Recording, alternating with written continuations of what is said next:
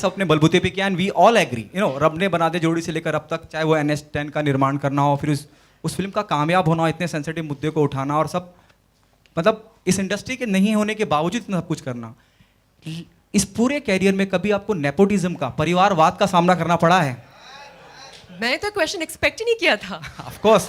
How strange. वो आ गया, दिलजीत की मेहरबानी। क्या कभी ऐसा कुछ हुआ है? Seriously wanted to know. मैं आपको एक बात बताती हूँ, ठीक है? हम सबकी अपनी अपनी जर्नी होती है, सबकी अलग जर्नी होती है, सबके अलग एक्सपीरियंसेस होते हैं। आई एम श्योर यहाँ पे जितनी भी एक्टर्स बैठे हैं स्टेज पे, सब लोग इस बात का दावा कर सकते हैं। मेरा लॉन्च हुआ था यशराज फिल्म्स में, आदित्य चोपड़ा ने मुझे लॉन्च किया था। मैं आउटसाइडर हूँ और उन्होंने मुझे एक बहुत बड़ी फिल्म में लॉन्च किया। सिमिलरली उन्होंने रणवीर सिंह को लॉन्च किया है और उन्होंने परिणीति चोपड़ा को लॉन्च किया। हम तीनों ही कम्प्लीटली इंडस्ट्री के बाहर से हैं।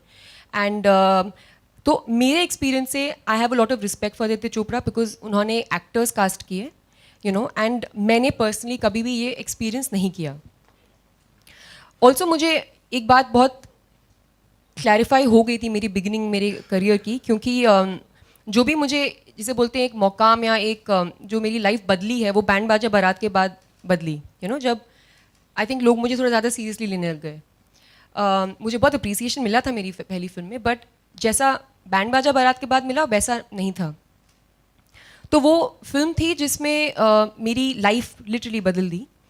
एंड उससे मैं एक बात समझी हूँ कि उसके बाद से एक्चुअली कि अगर आप अच्छा कर रहे हो यहाँ पे तो लोग आपके साथ काम करना चाहेंगे। अगर आप अच्छा नहीं कर रहे हो तो चाहे आप कुछ भी हो, लोग आपके साथ काम नहीं करेंगे। यहाँ पे ये बिजनेस है, यहाँ पे सब लोग बहुत अपने क्या बोलते हैं बिजनेस डिसीजंस लेते हैं। और अगर आप चाहे आप अगर मतलब आप मुझे बताओ, अगर कोई आउटसाइडर एक बहुत बड़ा स्टार है जैसे शाहरुख खान है, तो कोई क्यों नहीं उनके साथ काम करना चाहेगा, you know. So I think ये but at the same time let me say कि सबके अलग अलग एक्सपीरियंसेस होते हैं एंड मैं अपने एक्सपीरियंस पे कमेंट कर रही हूँ। मैं जितनी बड़ी हो रही हूँ और जितना मुझे लाइफ में समझ हो रही है उतना मैं जान पा रही हूँ कि हर इंसान के स्ट्रगल्स और बैटल्स बहुत अलग होते हैं और मैं बहुत कम जजमेंटल होती जा रही हूँ डे बाय डे। तो मैं कभी किसी और के एक्सपीरियंस के बारे में जजमेंट नहीं डालना चाहूँगी बिकॉज उनके स्ट्रगल्स अपने और उनके बैटल्स अपने रहे हैं जिनके बारे में हम लोग कुछ नहीं जानते, ठीक है। तो मैं बस अपने बारे में बात करूँगी। मैंने कभी एक्सपीरियंस नहीं किया है और मैं आदित्य चोपड़ा को बहुत रिस्पेक्ट करती हूँ as a producer and as a human being कि उन्होंने मुझे इतनी बड़ी फिल्म में मौका दिया। नेपोटिज्म पे आपका क्या ख्याल है जो बॉलीवुड में चल रहा है? नेपोटिज्म का मतलब क्या होता है? भाई भतीजावाद। हाँ, well, you know, I feel that that's a very natural human emotion. You're asking me in general. In general, I think it's a very normal human nature to try and help people who you love and who you care for. It's a very natural thing. It doesn't have to be someone who's part of your family. It can be someone who you care for. So that's a very natural emotion. I try and make sure that in my work, I don't try not to allow that to interfere because I think that मेरी जो जिम्मेदारी है as a creative person वो अपनी audience की तरफ है और उसको मैं सबसे ज़्यादा अहमियत देता हूँ।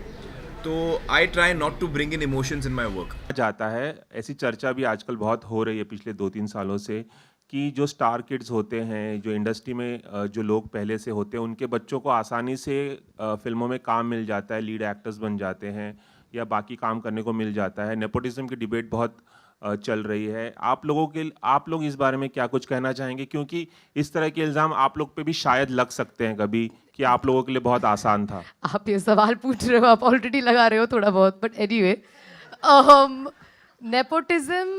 नेपोटिज्म है हर फील्ड में है, या एक्टिंग में है, आप डॉक्टर हो, आप मे बी आप आपके पापा की तरह डॉक्टर बनना चाहते हो, हर फील्ड में है नेपोटिज्म। बट एंड हाँ, आप सही हो, जो लोग जिनको इंडस्ट्री में पहचान है उनके लिए आसान होता है, बट उनको उतना हार्डवर्क भी डालना पड़ता है इन कंपैरिजन। जो प्रेशर की बात करते हैं, प्रेशर थोड़ा बढ़ जाता है, एटलीस्ट फर्स्ट फिल्म के लिए प्रेशर थोड़ा बढ़ जाता है। बाद में अपॉर्चुनिटी जल्दी मिलती है, प्रेशर बढ़ता ही जाता है, क्योंकि फिर आप पहली फिल्म करते हो, वहाँ पे प्रेशर है, सेकंड फिल्म में आपको और भी बेटर करना पड़ता है क्योंकि वो इतनी आसानी से नहीं मिलने वाली। तो सिंसियरिटी, ऑनेस्टी और हार्डवर्क के साथ करो और अपने अपॉर्चुनिटी को मिसयूज मत करो। तो वही है। रवि सर, पहले ही बॉल में आप आउट करवाओगे क्या?